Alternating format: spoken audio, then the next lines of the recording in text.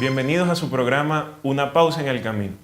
Este es un espacio que se ha diseñado para el estudio de la Biblia con un enfoque práctico para nuestras vidas. Mi nombre es Cristian Cardoso, soy docente de la Corporación Universitaria Adventista y me acompaña en este espacio el doctor Abraham Acosta. Muchas gracias, Cristian. Para mí es un placer, un honor compartir realmente este espacio de reflexión, de estudio de la Palabra de Dios con usted. Vamos a estar a lo largo de la semana abordando una temática muy interesante, imperdible, así que les animamos a seguir en la hora indicada este espacio todos los días de esta semana.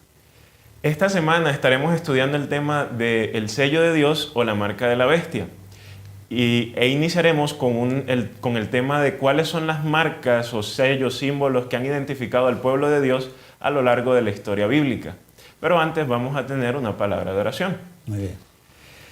Padre, rogamos tu compañía en este espacio, guíanos en el estudio de tu palabra. Por favor, transforma nuestros corazones y ayúdanos a entender estas verdades vitales para nuestro tiempo. Amén. En el nombre de Jesús. Amén. Doctor Acosta, este tema nos lleva a reflexionar sobre algunos temas que generan inquietud, de pronto hasta nerviosismo en gran parte de la población cuando estudian el libro de Apocalipsis, especialmente el capítulo 13, donde encontramos que una marca de una bestia se va a colocar en la frente o en la mano derecha de las personas, que el que no la tenga no puede comprar ni vender. Y se han originado algunas interpretaciones, ¿no?, alrededor de qué es la marca de la bestia. ¿Cuáles son algunas de esas que usted conoce que nos pueda compartir en esta hora? Tienes toda la razón. Este es un tema que despierta mucha inquietud y más que interpretaciones, yo creo que en algunos sentidos son especulaciones, porque diríamos el significado de la marca de la bestia que será colocada en la frente o en las manos de algunas personas, deberían ser clarificadas estas interpretaciones a la luz de la palabra de Dios.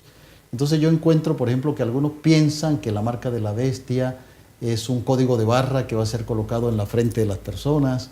Otros dicen que va a ser una tarjeta con una connotación muy especial y semejante a las tarjetas de crédito. Y quizás otros, atreviéndose a meter la tecnología y sus avances, piensan de que la marca de la bestia va a ser una identificación biométrica. A pesar de todo esto, la Biblia nos da suficientes elementos como para hacer una adecuada interpretación y descubrir el significado de la marca de la bestia. Y es la responsabilidad nuestra como estudiosos de la palabra de Dios descubrir, comprender, clarificar a la luz de la Biblia lo que esto significa. Y eso es lo que vamos a hacer precisamente en cada uno de los espacios de reflexión a lo largo de esta semana. Claro, para reflexionar y entender cuál es el sello de Dios o la marca de la bestia, primero tenemos que reflexionar acerca de cuáles son aquellos símbolos que han identificado al pueblo de Dios a lo largo de la historia. Y encontramos uno muy peculiar en el Antiguo Testamento, en la historia de Abraham, la circuncisión.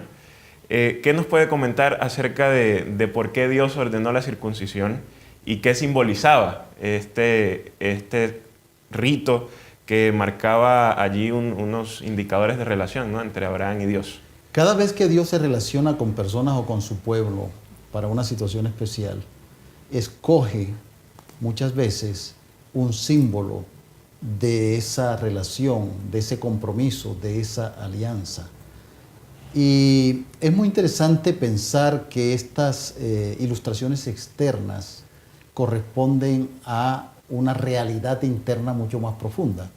Por ejemplo, en el caso de Abraham, Dios se le acerca un día y decide hacer un pacto, una alianza, no solamente con Abraham, sino con sus descendientes. Y Dios escoge que el símbolo o la señal de ese pacto sea la circuncisión de Abraham, de los varones de su casa y desde allí de los descendientes varones de su familia. Y después eso, tú sabes, dio origen a lo que después llegó a conocerse como el pueblo de Israel. No obstante, ese símbolo externo de la circuncisión, ¿no?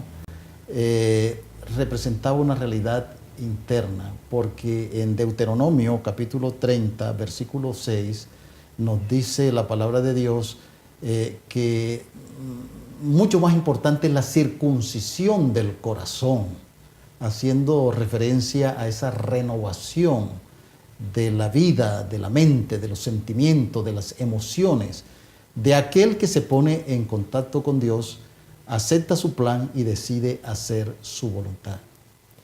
Nosotros encontramos que esta tensión ocurre también en el Nuevo Testamento, la tensión de un símbolo externo que representa una realidad interna. En el Nuevo Testamento el bautismo reemplaza a la circuncisión, dice el apóstol Pablo. ¿Qué representa internamente ahora el bautismo en el Nuevo Pacto? Quizás para responder a tu pregunta voy a hacer referencia a dos textos importantes, hay muchos, pero me voy a referir a Gálatas capítulo 6, versículo 15. Gálatas 6, 15. Mire lo que dice el apóstol Pablo aquí en Gálatas. Porque en Cristo Jesús ni la circuncisión vale algo, ni la incircuncisión. Lo que vale es la nueva creación, la renovación del corazón, la obra del Espíritu Santo en la vida, ¿no? Y luego, en la carta de Pablo a los romanos, específicamente Romanos capítulo 6, versículos 3 y 4, Romanos 6, 3 y 4, mire cómo Pablo complementa esta idea. 6, 3 y 4. Dice, porque fuimos sepultados junto con él para muerte por medio del bautismo, a fin de que como Cristo resucitó de los muertos por la gloria del Padre, así también vosotros andemos en nueva vida. Entonces allá ni circuncisión ni incircuncisión, sino una nueva criatura. Aquí el bautismo para que andemos en nueva vida. Entonces, realmente el bautismo es una representación externa, una confirmación de una realidad interna que estamos viviendo.